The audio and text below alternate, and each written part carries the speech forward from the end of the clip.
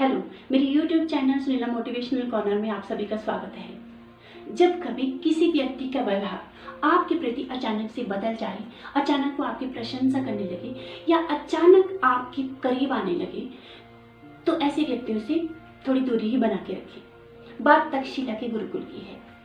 जब चंद्रगुप्त जी चाणक्य जी के साथ पाटलिपुत्र से तक्षशिला शिक्षा ग्रहण करने आए थे।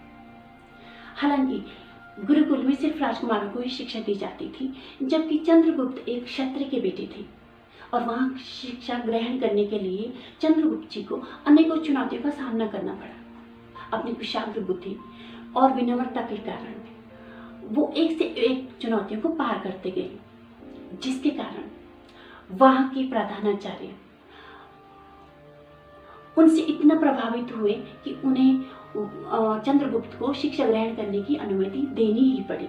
लेकिन ये बात वहां के एक श्रेष्ठ आचार्य सुखदेव जी को पसंद नहीं आई, क्योंकि वो उस टाइम गांधार के राजकुमार आंबे को शिक्षा दे रहे थे और वो नहीं चाहते थे कि आंबे से ज्यादा श्रेष्ठ शिष्य कोई दूसरा हो।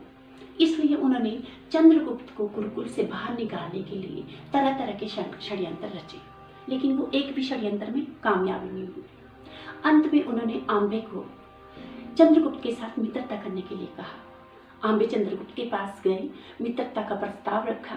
चंद्रगुप्त ने मित्रता स्वीकार कर दी और ये बात चाणक्य को मालूम हो गई। चाणक्य जी ने चंद्रगुप्त को अपने कक्ष में बुलाया और उन्हें बताया कि जब कभी किसी व्यक्ति का व्यवहार आपके प्रति अचानक से बदल जाता है, अचानक से वो उसके मन में मित्रता का भाव आ जाता है, तो ऐसे व्यक्ति होते हैं वो भविष्य में हानि पहुंचा सकता है। लेकिन चंद्रगुप्त नहीं माने। चंद्रगुप्त ने कहा कि अगर आंबे उसके साथ मित्रता करना चाहता है तो इसमें बुराई क्या है। चंद्रगुप्त चुप रहे, सिर्फ उन्हें भविष्य में सचेत रहने का आदेश दिया। लेकिन दूसरी तरफ सुखदेव जी एक साजिश के तहत ध्वनि वेदन शिक्षा का अध्ययन के बहाने चंद्रगुप्त को एक पहाड़ी पे ले गए। लेकिन चंद्रगुप्त ने कहा कि वो उसे जो ध्वनि वेदन शिक्षा है उसका ज्ञान नहीं है, वो कैसे कर सकता है। लेकिन सुखदेव ने चंद्रगुप्त को कहा कि तुम्हें ये अध्ययन करना ही पड़ेगा और अभ्यास करना पड़ेगा। चंद्रगुप्त मान गए।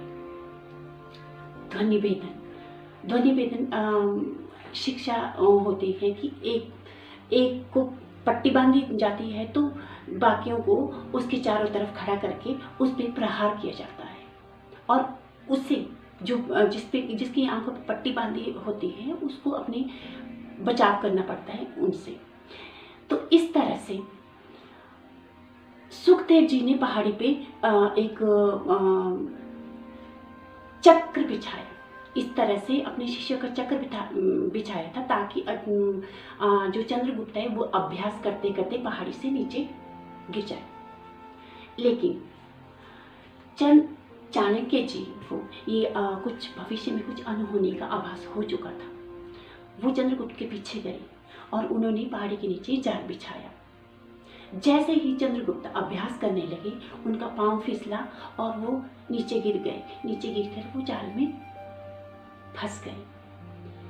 वो बेहोश हो गए। लेकिन जब उनको होश आया तो अपने सामने चाणक्य जी को देख के बड़े खुश हुए और चाणक्य जी से माफी मांगने लगे कि हे गुरु, तुमने मुझे पहले सचेत कर दिया था कि कभी भी ऐसे मनुष्य पे विश्वास मत करो जो अचानक से आपके साथ मित्रता करने लगे, आपके करीब आने लगे, उन पे कभी भी विश्वास ना करो।